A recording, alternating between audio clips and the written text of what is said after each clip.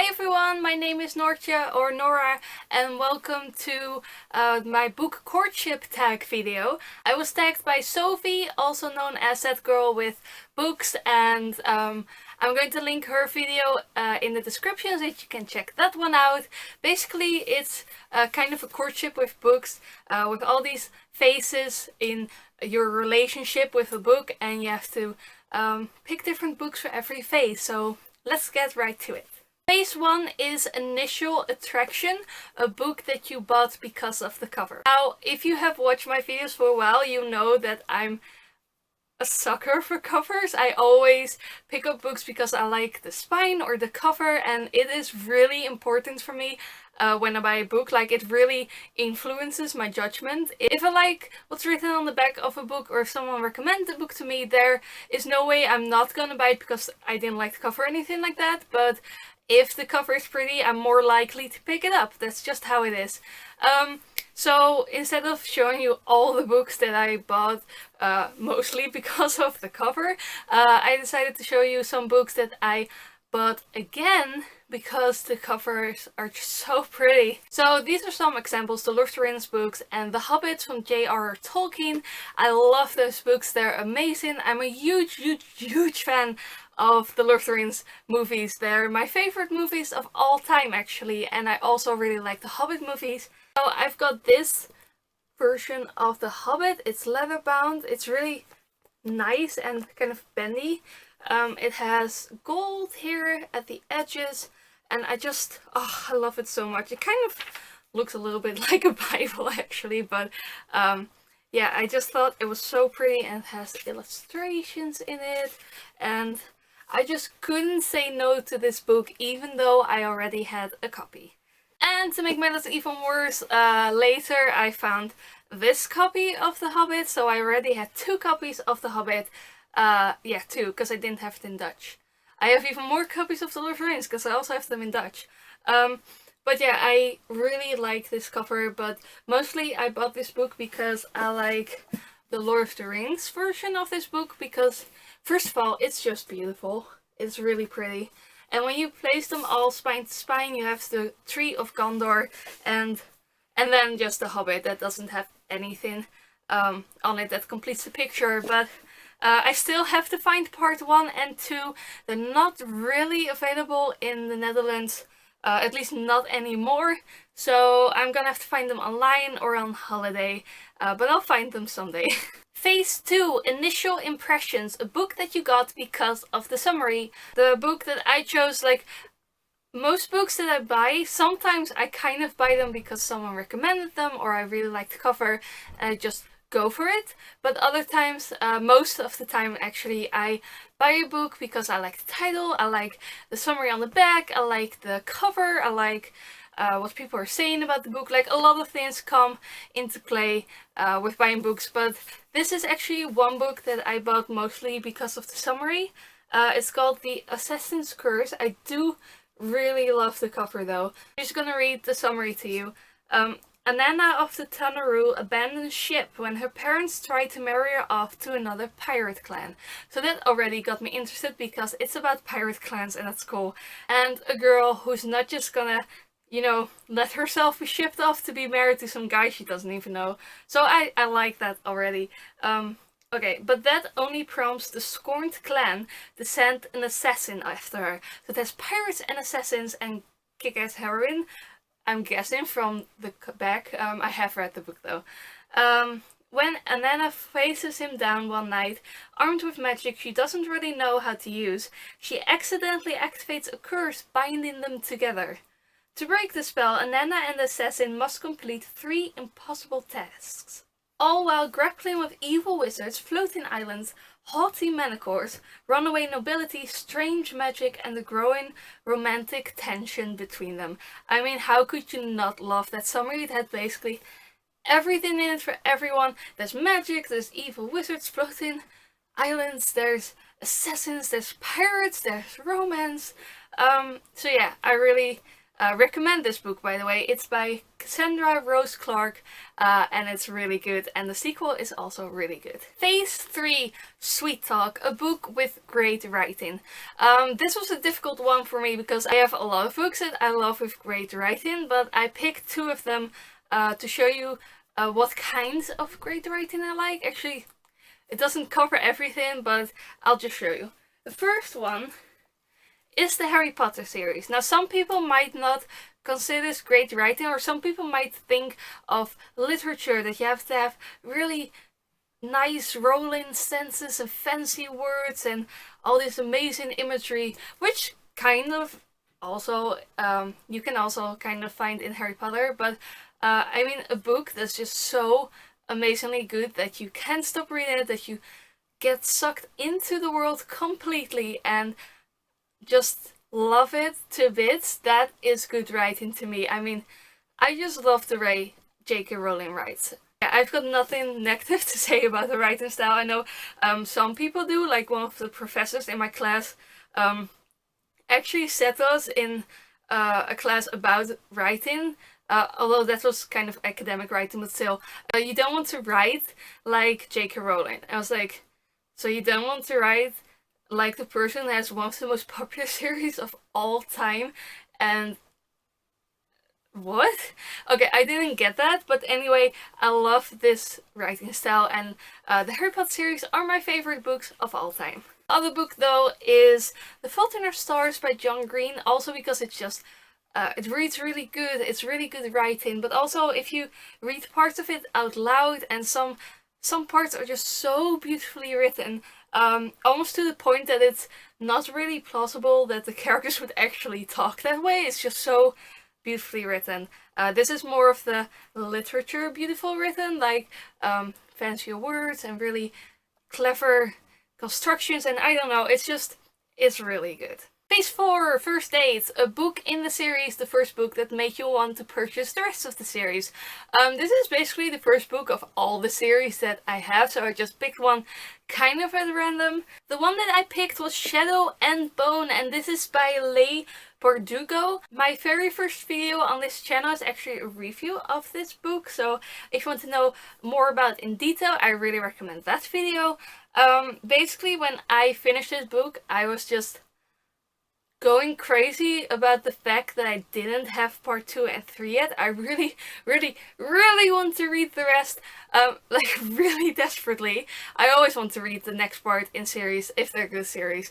But this one was particularly bad, and I had to wait quite a while for the next 2 books. But I got them, and I read them all, I think. 2 and 3, I think I read them in 1 or 2 days. It was pretty bad. Phase 5 is Late Night Phone Calls, a book that kept you up all night. Also, again, for me, I have a lot of books that I was unable to put down, but I vividly remember the Hunger Games series. When I first got it, I bought the 3rd book on sale. I think it was like 25 cents, the first book. It was a bookshop that was closing down, and they had sale upon sale upon sale. And then in the last half hour, I think, the last day, the prices went down like by the hour, and it was right next to my school. It was in England, and right next to my school. So I went there with my friend, like every break we could manage, or between classes, and bought books. And at the end, the 3rd book of the Hunger Games was still there somehow. I don't really understand it now, along with like 2 or 3 random other books, and there were literally only 4 books left on the shelf. And I bought part 3 for, I think, 25 cents. It might have even been 15. It was insane. It was basically free. I had heard about the Hunger Games. I had no idea what it was about, but I did know that I didn't like the covers. I didn't really like the title Hunger Games. It didn't seem, just judging from the covers and the title, like the kind of book I would read. But I heard so many things about it on the internet, in the sense of people were reading it. I didn't hear anything about the story. So I bought it. I downloaded the 1st and the 2nd book, not entirely legally, just to check them out. And it was actually, I think in the holidays, I had a week off and I had to work on this whole pile of artwork that I hadn't finished yet. Like, it was an insane amount of artwork for my art class. that I was probably not even gonna finish on time, and I had an entire week for it. So I remember that I started working on it, and then as a little breaks in between, because also my hands were starting to cramp from drawing and everything, I would read little bits of the Hunger Games, and I became obsessed. Like the breaks became longer and longer until I had to force myself to take smaller breaks, and I just worked that much harder so I could have more breaks. It was actually really motivating because I needed to read more, and I think I finished those series within that week. And I think like 1 or 2 months later I bought the other copies so that I had them all as physical copies, because I don't really like ebooks. I download them sometimes just to try out the book, or if I have a book but don't want to bring it with me on the train. Anyway, sidetracking. So yeah, this book kept me up. Okay, so Phase 6 is always on my mind, a book that you just cannot stop thinking about. Again, most books that I read, I do think about afterwards, sometimes like after a really long time, but I had to pick, again, the Harry Potter series. In particular, this is my favorite book in the series. I love them all pretty much equally, but if I have to choose, it's the Order of the Phoenix.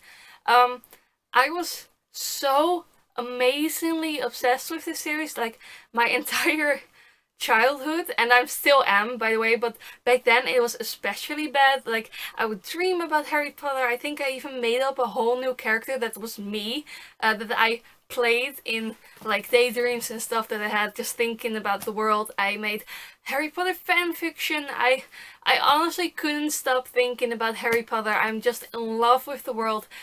It pretty much literally changed my life. It made me want to write even more. It made me want to create more complicated worlds. It made me love reading so much. Like, I already love reading, but yeah, I wouldn't be the same person without Harry Potter, because most of my friends I actually made through a connection in Harry Potter. We might have ended up friends anyway, but it really helped becoming friends. So yeah, that's the book that I can't stop thinking about. Phase 8, Meeting the Parents. A book that you would recommend to your friends and your family. I only actually really recommend books to my friends and my immediate family, like my father, my brother, and my mother. And they like pretty much the same thing I do. Like, not all books, obviously, but they are also into fantasy and science fiction and dystopian and young adult, but also classics. And basically we all pretty much have the same taste in books, especially my dad and I. We often buy the same books. Like, on the book fair we'll end up at home and see that we bought like basically the same books. Which might sound strange because I still live at home. Like, why don't you just share the books? But I'm also pretty materialistic in that way, in book way. Actually, I just really like buying stuff. Which, I don't know, you might see it as bad. I see it as fun and innocent. It's, you know, I have the money, why not spend it on something I really, really love? So I have way too many books, and I pretty much recommend all the books that I read to my friends and to my family. There are some books that I know that some friends won't like, and some books that I know that my mom maybe won't like or will love, and so yeah, I don't have a particular book, really. I guess I could pick The Fault in Our Stars, because that's the book that, you know, everyone from your grandmother to your niece is reading. But yeah, if I had to pick one book, probably that one, just for convenience sake, because it's still lying next to me. But yeah, basically any book. Oops, I forgot one. Phase 7, Getting Physical, the book that you just love the way it feels. So the book that I chose for that one is this, the complete Sherlock Holmes edition, leather-bound, Barnes and Nobles.